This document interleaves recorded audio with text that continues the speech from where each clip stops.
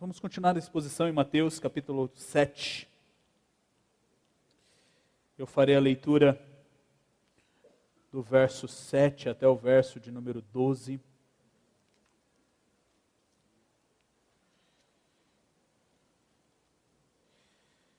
Mateus capítulo 7,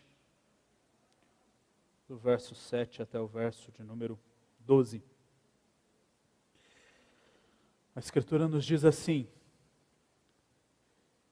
Pedi e dar-se-vos-á, buscai e achareis, batei e abrir-se-vos-á, pois todo o que pede recebe, o que busca encontra, e a quem bate abrir-se-lhe-á. Ou qual dentre vós é o homem que, se porventura o filho lhe pedir pão, lhe dará pedra? Ou se lhe pedir um peixe, lhe dará uma cobra?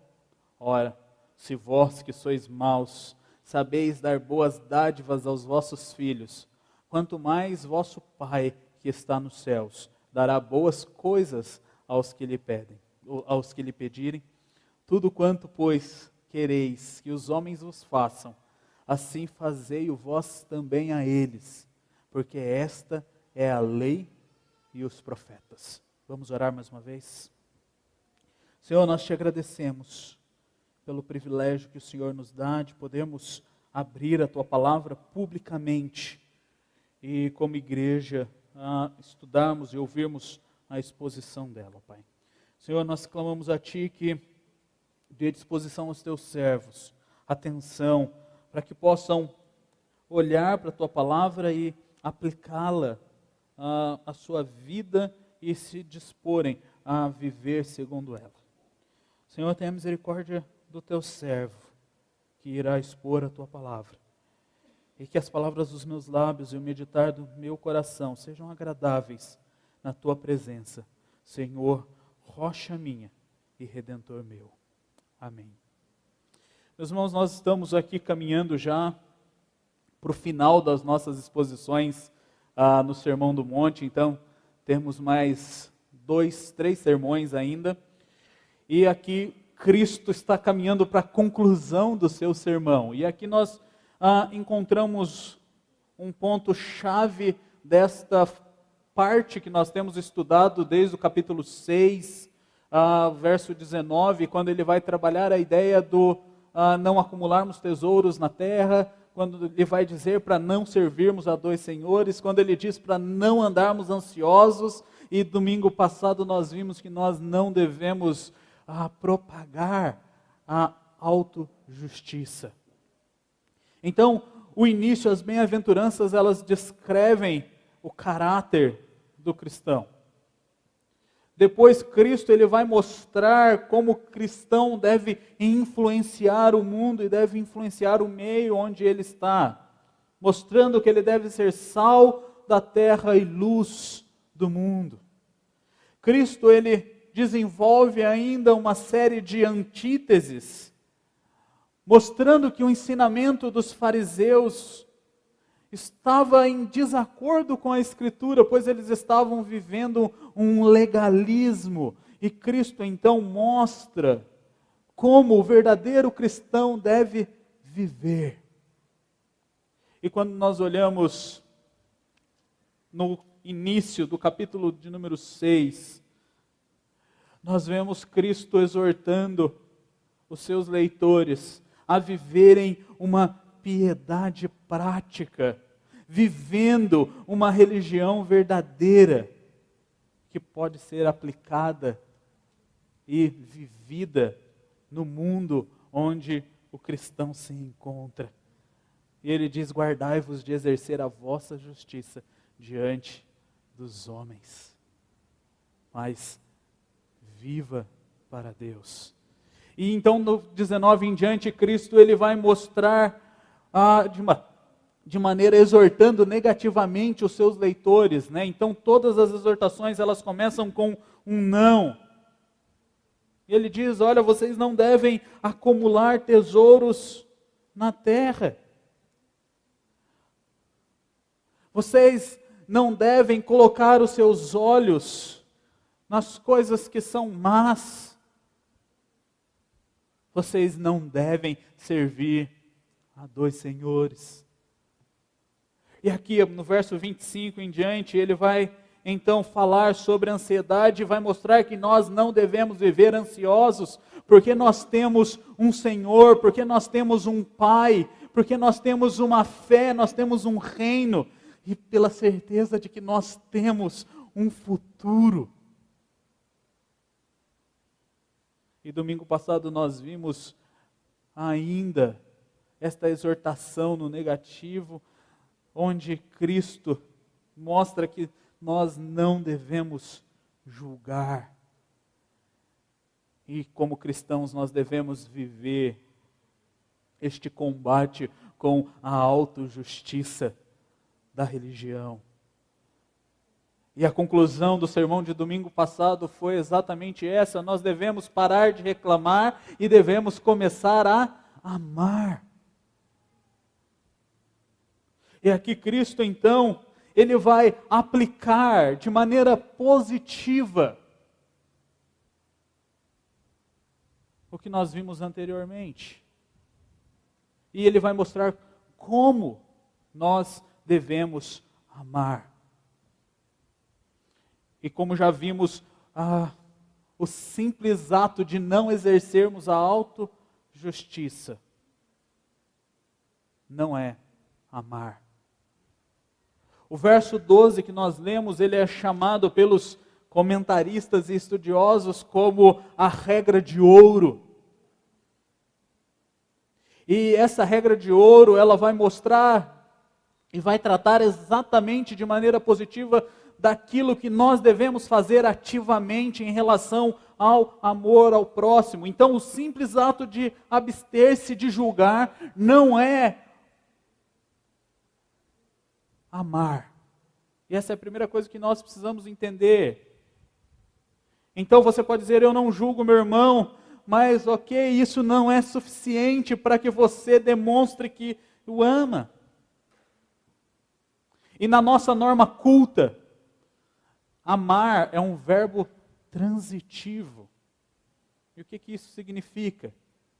Isso significa que ele exige um complemento. Ele exige e ele precisa de um objeto. E hoje pela manhã eu fui lembrado de um livro de Mário de Andrade, cujo título era Amar, um verbo intransitivo. E quando nós olhamos para a Escritura, nós vemos que o amor de Deus, ele foge da norma culta da nossa língua.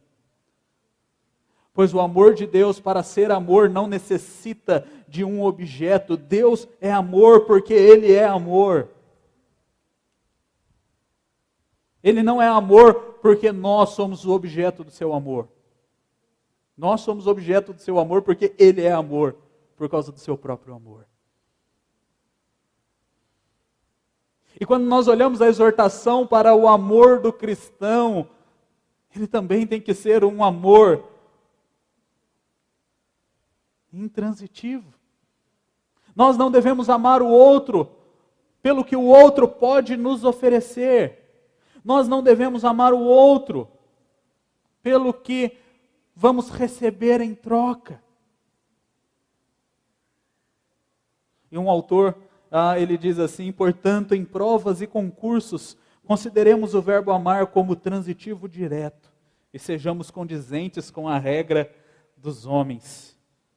Mas no plano da interpessoalidade, façamos do amor algo com sentido pleno, completo em si mesmo, que não precisa de um complemento, como acontece nos verbos intransitivos.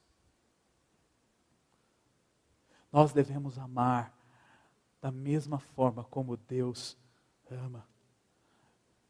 E a regra de ouro é: tudo, pois, que quereis que os homens vos façam, assim fazei-o vós também a eles, porque esta é a lei e os profetas. Nós vamos trabalhar isso um pouco mais para frente, Mas aqui nós não temos um negativo, nós temos a descrição de uma ação ativa. E muitas vezes nós colocamos essa expressão no negativo e simplesmente fazemos a autojustiça. Então nós dizemos, olha, eu não faço o que eu não quero que eles não façam comigo. Mas o que Cristo está dizendo é, nós temos que sair da passividade e irmos para a atividade e fazermos aquilo que nós queremos que as pessoas façam conosco. Isso é demonstrar amor. E ao olharmos para a Escritura, o amor ele não é em momento nenhum uma opção. Tanto que quando nós olhamos Cristo ao ser questionado sobre o maior mandamento, ele resume a lei e diz, olha, você precisa amar a Deus acima de todas as coisas e você precisa amar o próximo. É uma lei, não é opção, nós precisamos cumprir como cristãos. E podem surgir algumas perguntas nesse processo. Alguém pode ordenar que você ame alguém? É possível amar por obrigação? É possível aprender a amar? Por que razão nós devemos amar? Como que nós amamos? E este texto ele vai nos mostrar respostas para estas perguntas. E aqui o próprio Cristo ele apresenta 3 razões que nos demandam o amor ativo, que nos ajudam no cumprimento desta regra de ouro do verso de número 12. E nós veremos essas 3 razões agora no sermão. Primeiro, a promessa de Deus a seus filhos demanda que amemos. Segundo, a paternidade de Deus sobre os seus filhos demanda que amemos. E terceiro, o propósito de Deus para os seus filhos demanda que amemos. Deus, respondendo à primeira pergunta feita, Ele pode e Ele nos ordena a amarmos. E nós olhamos aqui o início do nosso texto, no verso de número 7, o verso de número 8, ele diz assim, pedi e dar-se-vos-á, buscai e achareis, batei e abrir-se-vos-á, pois todo o que pede recebe, o que busca encontra, e a quem bate, abrir-se-lhe-á. Aqui nós temos uma das maiores e das mais compreensivas promessas que Deus faz àqueles que pertencem a Ele, como nós lemos em Efésios no capítulo 1. Aqueles que Ele comprou com o sangue de Cristo Jesus, aqueles que são seus filhos, aqueles que são cidadãos do reino celestial. E aqui, diante desta grande promessa, nós podemos livremente e de maneira completa amar os outros e nos sacrificarmos pelos outros, porque o nosso Pai Celeste, Ele nos garante e Ele estabelece um exemplo da sua generosidade para nós, para conosco, seus filhos. E aqui nós temos essa promessa que nos garante acesso à eternidade de Deus e aos seus tesouros ilimitados, descritos lá no verso de número 19. Tesouros esses que as traças e a ferrugem não corroem. Aqui nós encontramos as nossas necessidades supridas por Deus. O texto mostra então que na generosidade de Deus, nós somos então impelidos e nos é demandado o amor. Mas nós amamos não por aquilo que nós vamos receber, mas por algo que nós já recebemos. Essas promessas do Senhor já foram feitas e elas são garantidas por Cristo. E o texto usa essas três expressões: pedir, buscar e bater, para mostrar que o nosso Deus, Ele é generoso para com seus filhos e Ele abençoa generosamente aqueles que pedem.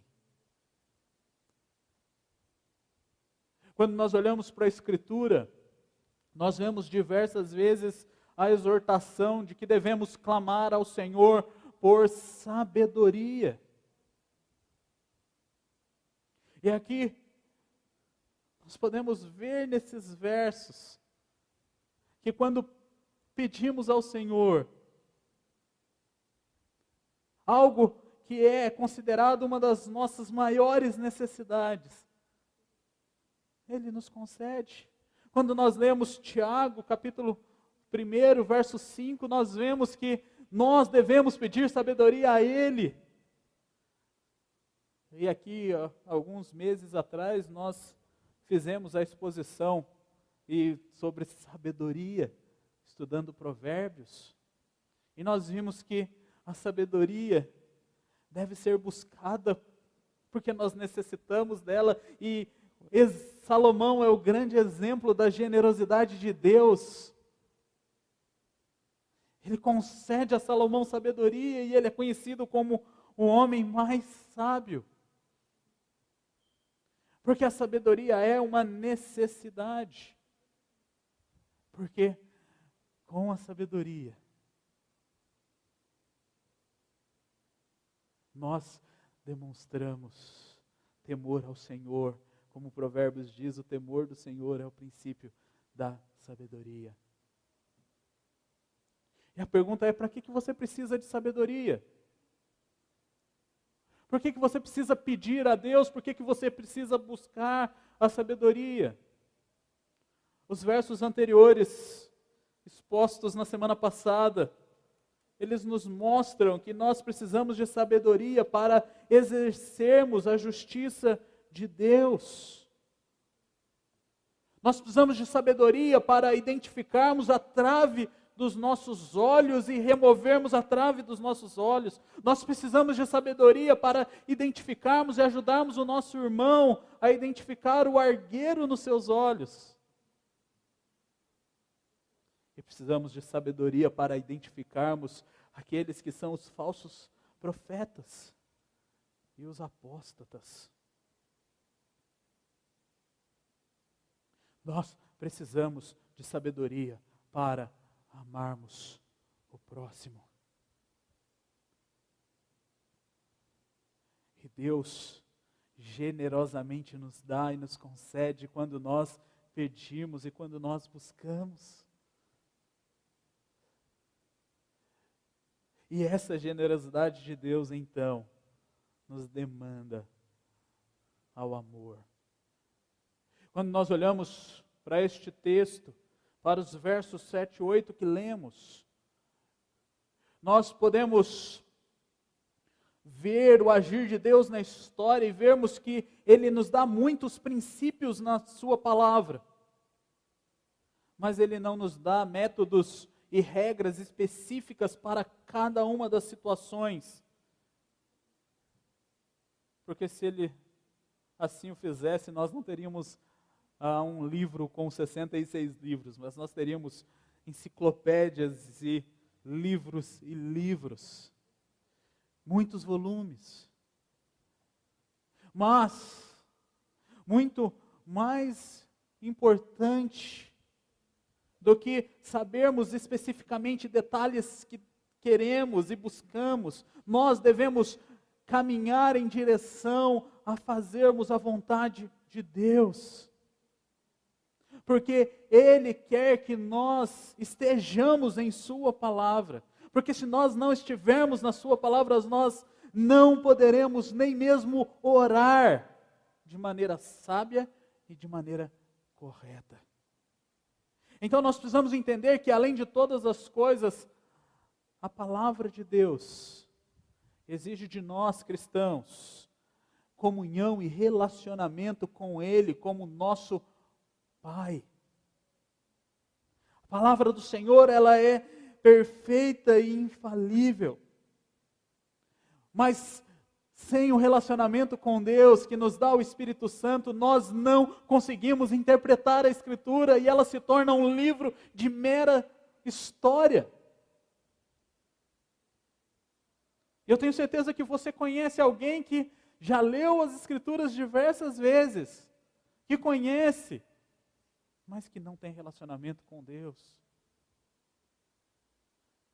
É uma pessoa vazia, uma pessoa sem vida.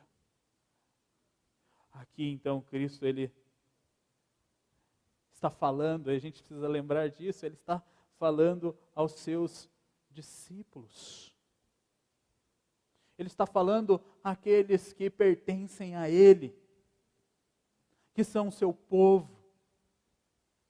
Por isso que ao mostrar e ao falar aqui na regra de ouro sobre a lei e os profetas, fazendo referência à Escritura, ele mostra que nós devemos então nutrir este relacionamento com Deus. E nós nutrimos relacionamento com Deus pedindo, buscando e batendo na porta. Os versos 7 e 8, eles não são aqui um cheque em branco que Deus nos dá.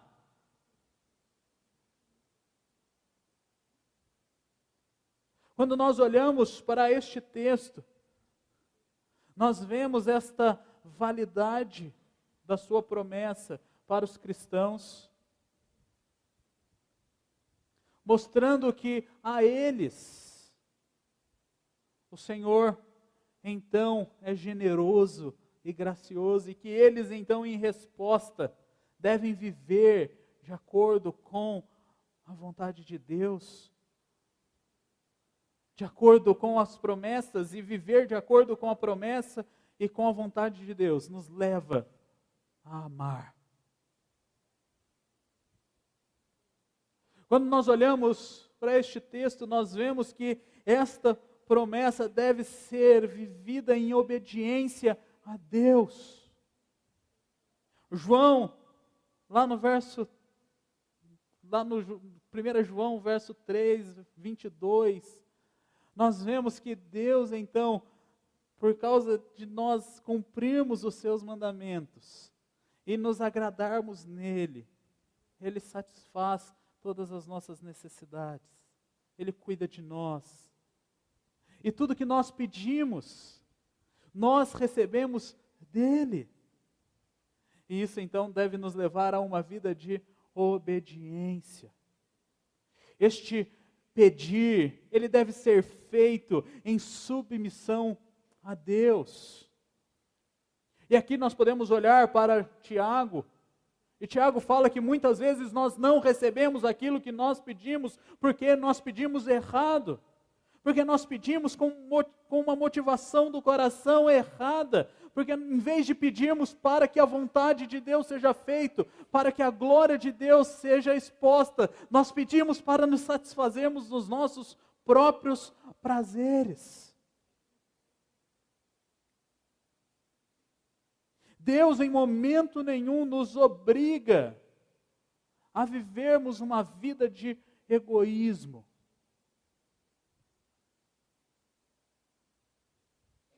Que muitas vezes nós vivemos na autojustiça.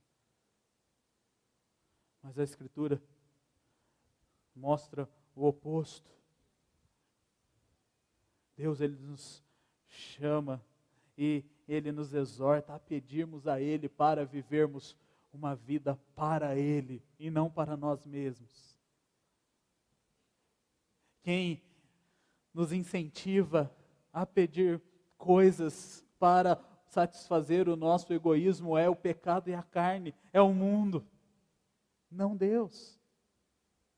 Por isso nós precisamos então nos submeter à vontade de Deus. Porque se nós estivermos tentando servir Deus e o dinheiro, nós não poderemos receber esta promessa e nós não poderemos clamar por ela. Se nós então tivermos vivendo uma vida longe da vontade de Deus, Deus não nos ouvirá. Se nós pedimos para satisfazer os nossos desejos, Ele não vai nos ouvir.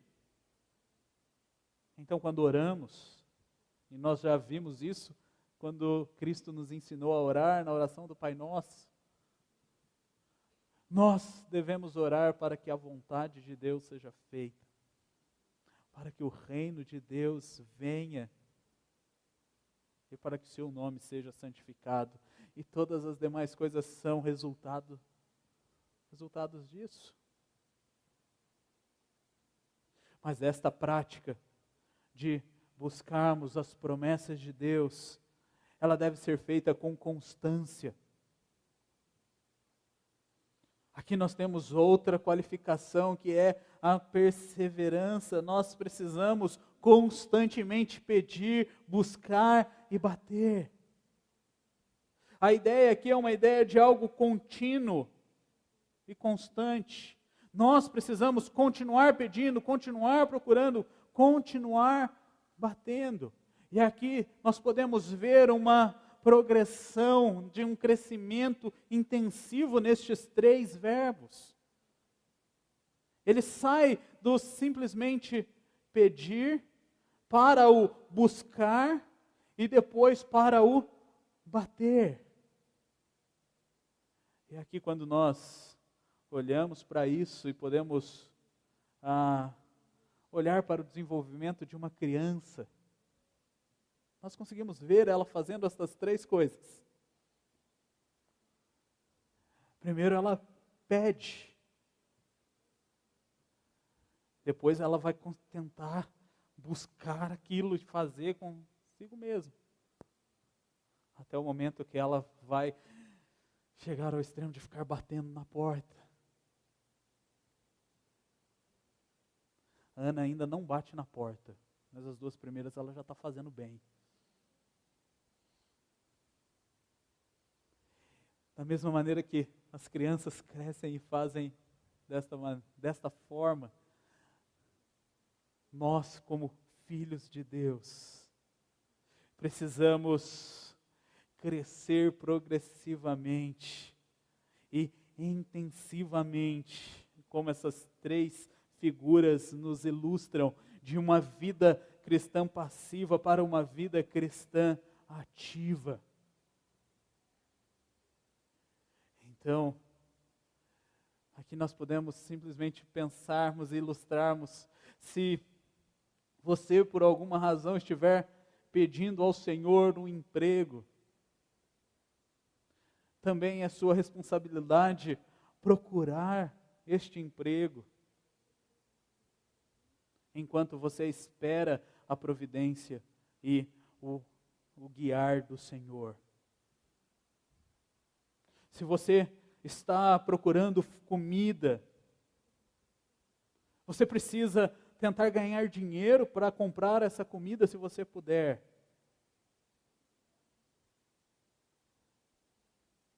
Sair da passividade para a atividade. Se você quer ajudar a confrontar o pecado de um irmão, você deve então procurar conhecer o que está acontecendo e descobrir o que está acontecendo com esse irmão no todo, nessa situação, sobre ele, na situação, e ajudá-lo, procurar na Escritura como mudar este quadro. Procurar o que Deus diz sobre o assunto ou sobre o tema envolvido.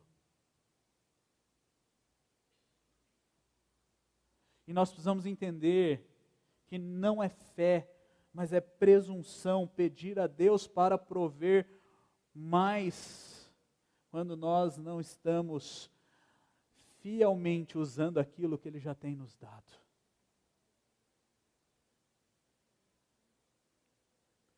Então, a promessa de Deus, a generosidade de Deus a nós, seus filhos, demanda que nós amemos.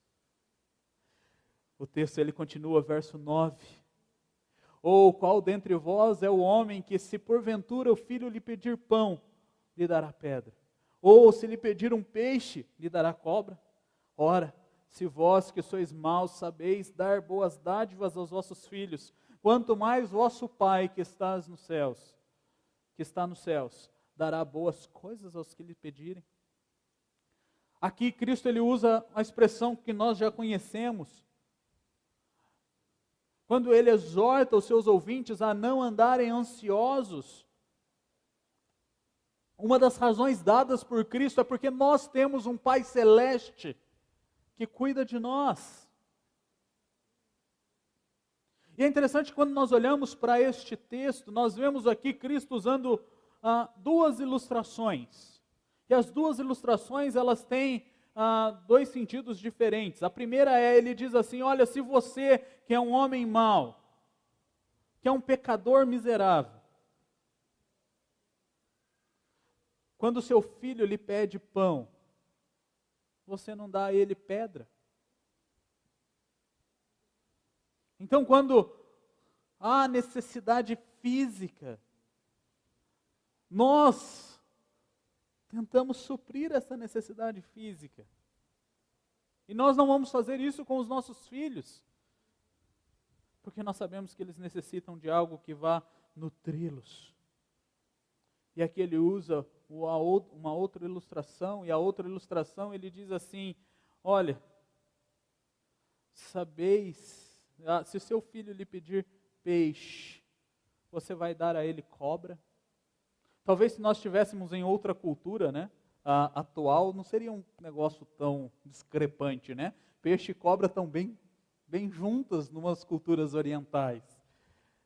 Mas aqui Cristo está falando para um público que tem os animais imundos, e a cobra é um destes animais imundos.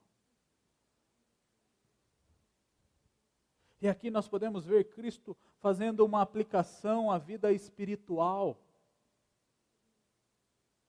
mostrando que se um filho vem pedir que você o lidere espiritualmente, você não vai dar a ele algo que vá contra o que Deus ordena.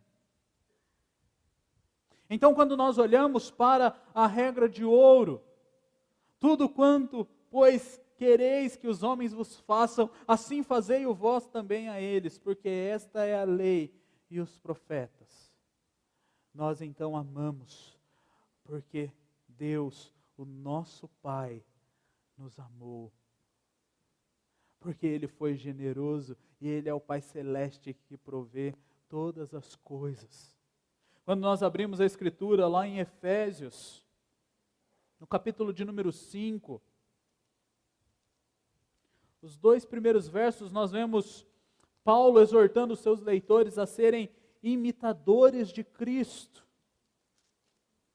E ele diz assim, sede, pois, imitadores de Deus como filhos amados, e andai em amor como também Cristo nos amou e se entregou a si mesmo por nós, como oferta e sacrifício a Deus em aroma suave. Nós somos chamados para sermos imitadores de Cristo. E Cristo, Ele demonstrou o seu amor por nós, morrendo naquela cruz. E Ele viveu uma vida de obediência ao Senhor, ao seu Pai. A paternidade de Deus deve nos levar a uma vida cristã ativa em amor. Nós não somos limitados como o mundo limita o amor ao nosso egoísmo e à nossa autojustiça. Pelo contrário, não há limites naquilo que o nosso Pai Celeste nos dá e exige de nós.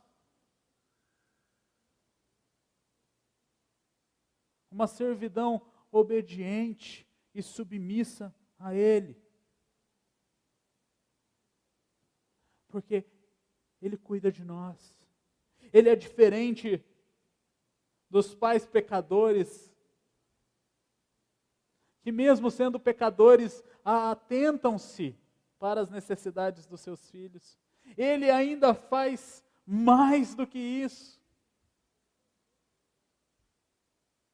Ele, como Pai, Ele supre as nossas necessidades, como vimos no capítulo 6. E Ele nos sustenta, nos ensinando a sua vontade para que vivamos debaixo dela. Então nós devemos amar como Cristo ama.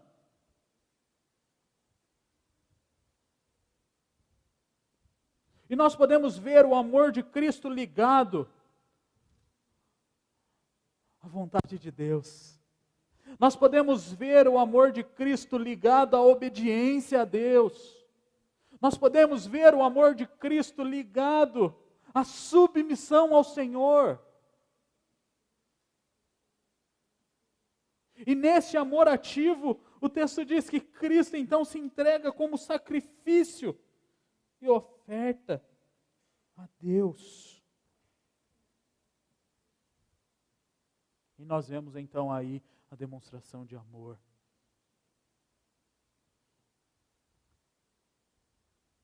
Não há limite na bondade de Deus para com seus filhos.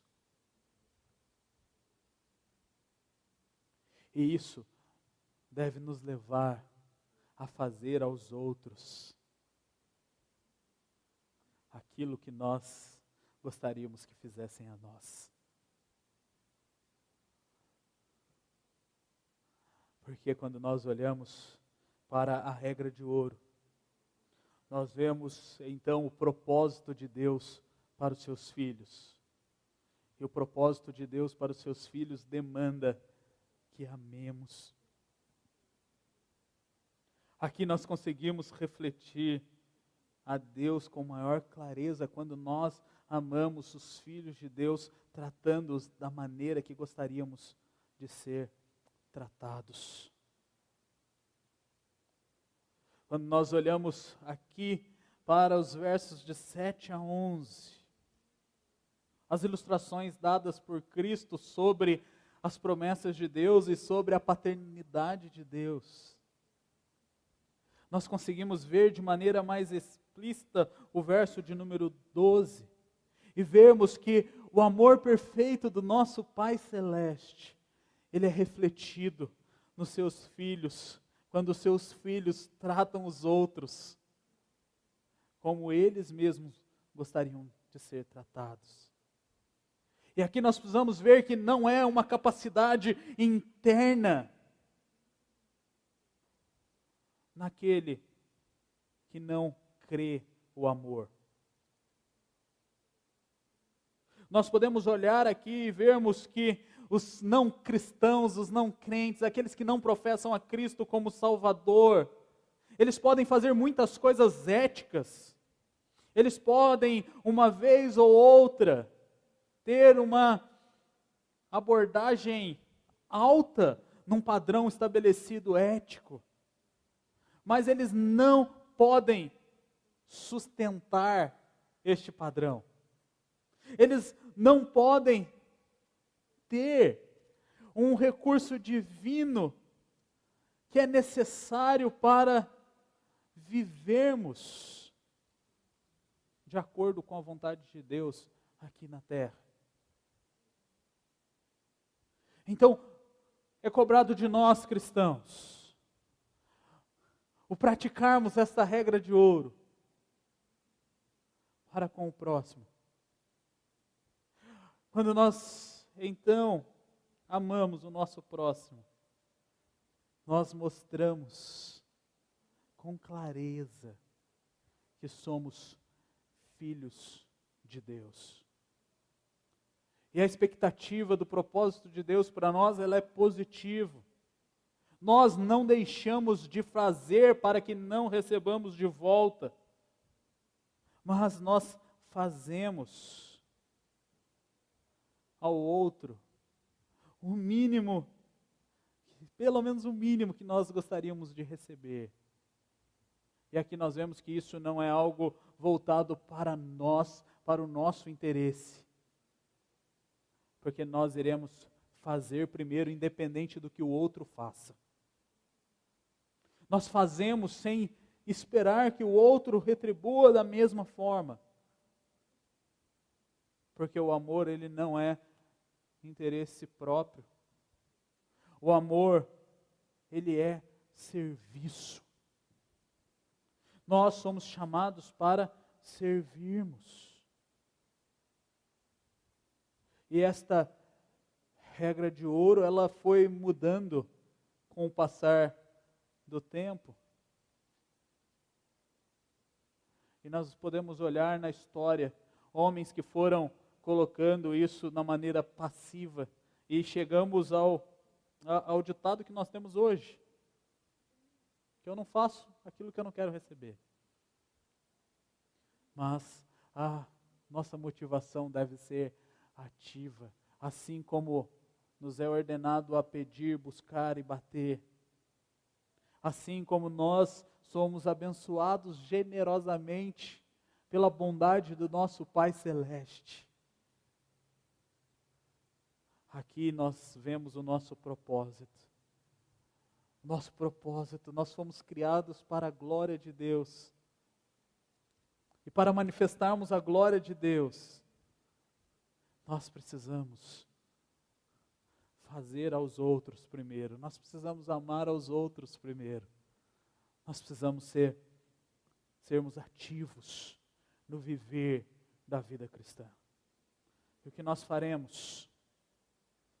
Primeiro, nós devemos viver em santidade como cristãos e fomos exortados a isso no decorrer do nosso culto. E nós precisamos entender que viver em santidade significa permanecer dependente de Deus, pedindo, procurando e batendo. Quando nós fazemos essas coisas, nós mostramos que nós dependemos dEle e recorremos sempre a Ele. E viver em santidade significa caminhar no caminho de Cristo, sendo imitadores de Cristo. Assim como Cristo serviu, nós devemos servir. Assim como Cristo amou, nós devemos amar. Assim como Cristo obedeceu, nós devemos obedecer. Então a regra de ouro, ela é positiva. Fazer o que querem que vos façam. E nós fazemos isso demonstrando generosidade para com o próximo, em tudo e para com todos. Porque nós recebemos generosamente de Deus as suas promessas. Para cumprirmos positivamente a regra de ouro, nós precisamos distribuir boas dádivas que o Pai Celeste nos dá. O nosso Pai tem nos dado aquilo que nós precisamos, e Ele supre as nossas necessidades. E nós devemos agir da mesma maneira. Nós devemos distribuir, nós devemos dar, e nós já aprendemos isso aqui no Sermão do Monte. Que nós devemos ter deliberalidade para abençoarmos outras vidas, pois nós temos sido abençoados por Deus, pelo nosso Pai Celeste, que não nos deixa faltar o que comer, o que vestir. Ele supre as nossas necessidades. E por último, nós precisamos sempre, meus irmãos, aplicar a palavra de Deus, aplicar esta regra de ouro do verso 12 de maneira positiva. Você precisa sair desta vida pacifista, pacífica, passiva. Ok. Passiva. E ir para uma vida ativa.